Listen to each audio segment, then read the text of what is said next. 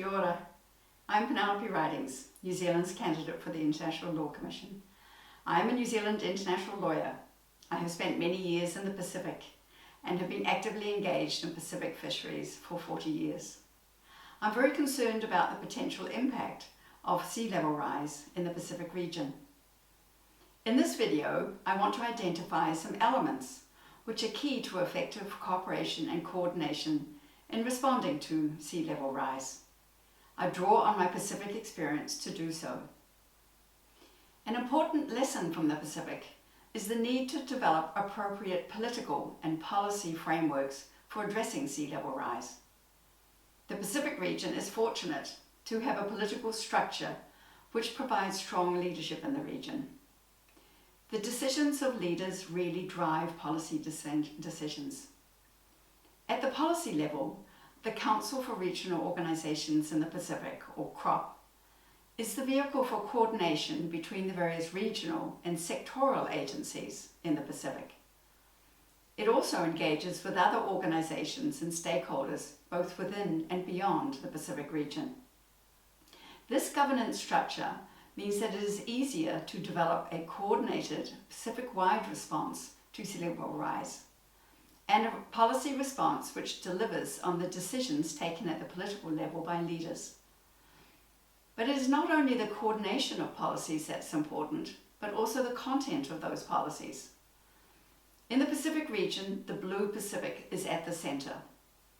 The conservation and management of the Pacific Ocean and its resources is of fundamental importance for sustainable development.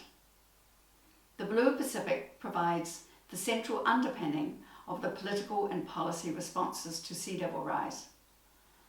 But policy decisions must also be based on scientific and technical knowledge. The Pacific has been actively engaged in monitoring sea level rise in the region for many years.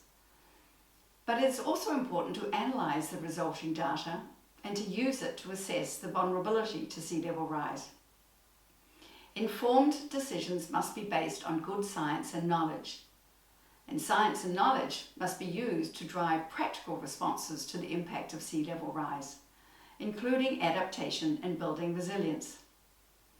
It is a question of being proactive and prepared, not just reacting when disasters come. The Pacific is developing processes to help align resources, including financial resources, to where they are needed.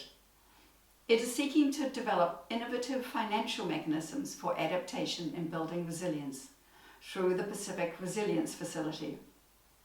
So in essence, there should be strong political leadership to address sea level rise. Policy decisions must be integrated across sectors and be based on scientific and technical knowledge.